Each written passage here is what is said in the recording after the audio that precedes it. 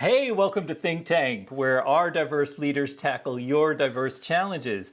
Today we're talking about staying present as a leader when you, your family, and or your community are going through rough times.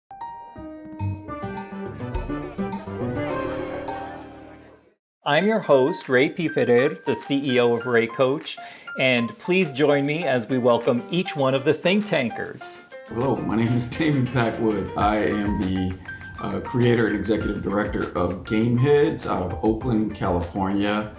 And what am I doing to take care of myself these days? I finally cleaned out my garage.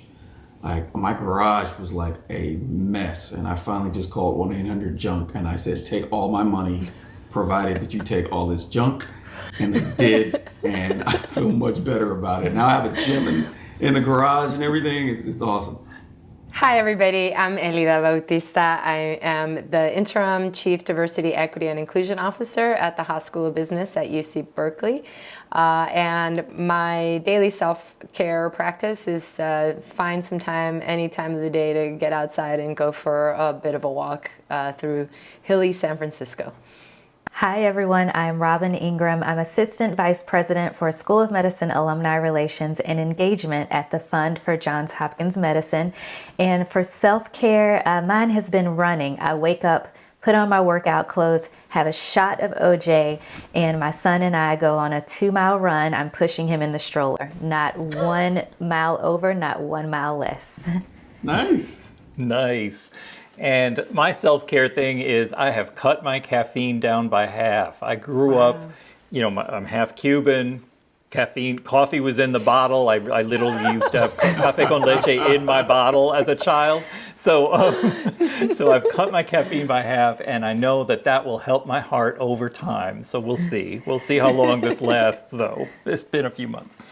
Our challenge today comes from a leader in a large US-based global company. Let's hear what they have to say. Dear ThinqTanq, I'm a senior leader in an organization that often states it's supportive of work-life balance, but then expects us to work 50 to 70 hours a week to prove our dedication and engagement.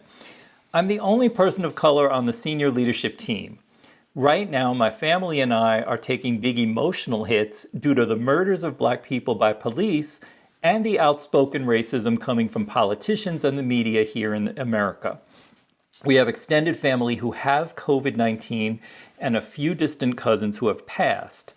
With all that's going on, how do I stay engaged and present when others on my leadership team talk about how nice it is to work from home, or talk about how COVID has been great for family togetherness, or that the Black Lives Matter movement has gone too far?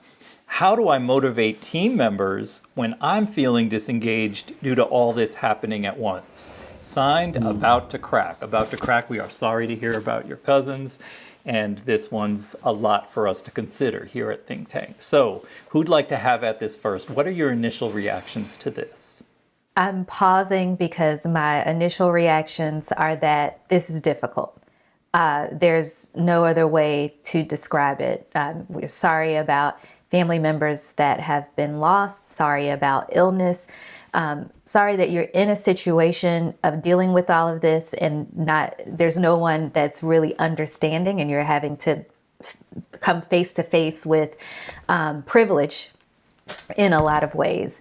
And so I think that it's difficult. And my second reaction was that it's nice of you to ask the question for how do you motivate others, but you can't take care of anyone else until you take care of yourself first. And so we've got to figure out how can you take care of yourself to then be able to care for others, motivate others. But first there needs to be that time of looking at what can you do, whether that's taking some time away from work, taking a vacation. We know that during this time, people have not taken vacations because they have nowhere to go, but even a staycation may be a good option right now as well, because that self-care for yourself is important before you begin to think about caring for and motivating others.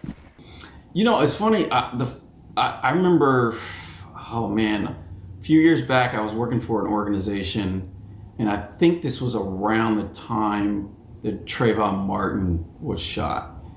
And we had to go to some company, and I'm not going to name the company, and we were supposed to like interview employees about like diversity and inclusion, and the whole thing felt kind of surface level, right? After Trayvon Martin had been shot, obviously I was dealing with a lot of complex emotions, but we weren't doing videos about those complex emotions. It was more like, what is it like to work here, and how nice is it as a person of color to work here, and that sort of thing. And I was, charged with going and doing these interviews, and I just said no. I said no. I'm not. I can't do this. And I think that there was a certain. It felt good to be able to say no.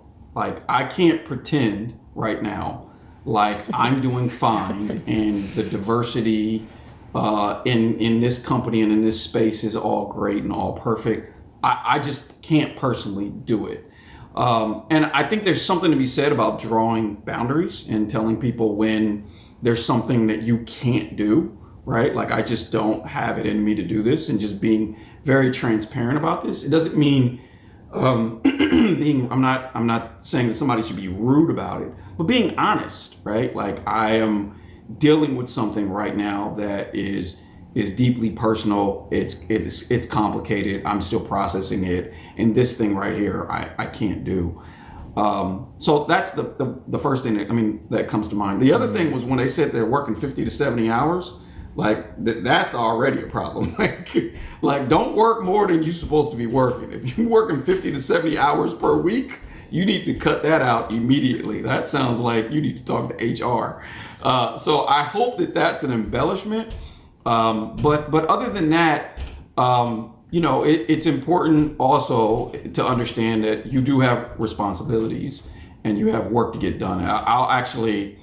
I'll bring up something Ray told me. And Ray, you know this story better than I do, but I always remember the line when Ray said, sometimes you just got to cry and cut. Oh. Remember that? Yes. Remember that? Yes. That comes from... And I always remember that statement. There are times when you just you have to cry and do your work at the same time. This comes from Project Runway. There was a scene where two people were having it out, and one person said to the other, who was having a bit of a breakdown emotionally, she was like, "You can cry, but I need you to cry and cut." And and that resonated with me and my husband, because we think as people of color, we have to cry and cut a lot. A lot. It's like, I don't get to just cry, right? Now, the person who wrote in was talking about a level of buildup, right, of like the impact of all of this happening over time, and signing it about to crack is one sign, but the rest of it is really about what is it that we need this person to know in order to get through this next chapter. So Elida, I wanted to cue that up a bit for you, sorry for the pressure, and then each of us maybe, if there's something that we could say, if this is how you're feeling, here's something to start with. Yeah, I was struck by how potentially isolated this person is because of what's being shared around the climate, right? If folks are openly saying Black Lives Matter has gone too far, the feeling of invalidation, if you also identify as a Black person, kind of so like an affront to your experience and existence, right? And not even realizing that is landing a certain way, right? So that tells me a lot about the climate and the level of isolation this person might feel at work.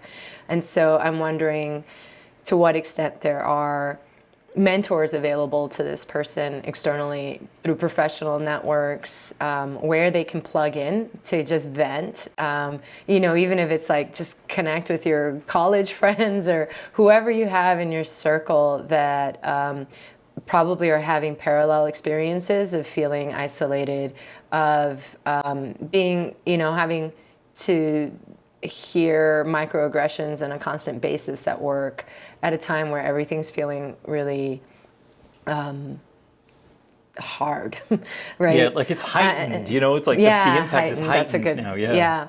And I'm thinking, about Damon's example and how saying no is also the best thing for the company, right? Because otherwise this video footage or whatever was being asked from employees of color would have come across as tone deaf and inauthentic, right? If folks were all being forced to be like, we're all happy, this is so great, right? And everybody, as people of color not in that organization are also having these experiences, because we don't stop being a person of color when we, come in through the doors of the organization, right? And so, being asked by upper management who have no idea that you're experiencing this disconnect, you kind of did them a favor, right? By saying, nah, right? It's not going to work right now, and you're not going to get authentic stories right now, and this whole project's going to come across as tone deaf. It's fascinating when we think about how often people say it's important to be authentic at work, bring your authentic self to work, right? But part of bringing my authentic self to work might say, I'm broke down about this news today, right? Yeah. Or I am now thinking about a number of young people in my family who need to be protected and nurtured, and I need to have them on my mind on an hourly basis or minute-to-minute basis that my white colleagues don't have to think about. So being authentic for people of color means having to do that math inside our head, or maths in the UK, to do our maths about what we're deciding when, and what we are presenting and what we are not presenting. Senior leaders are often isolated anyway, and then when you're a senior leader of color, if you're a woman senior leader of color, if you're an LGBTQ senior leader of color, if you're gender nonconforming senior leader of color, all of these things can make it even more isolating. So making sure that your circle of support is vibrant,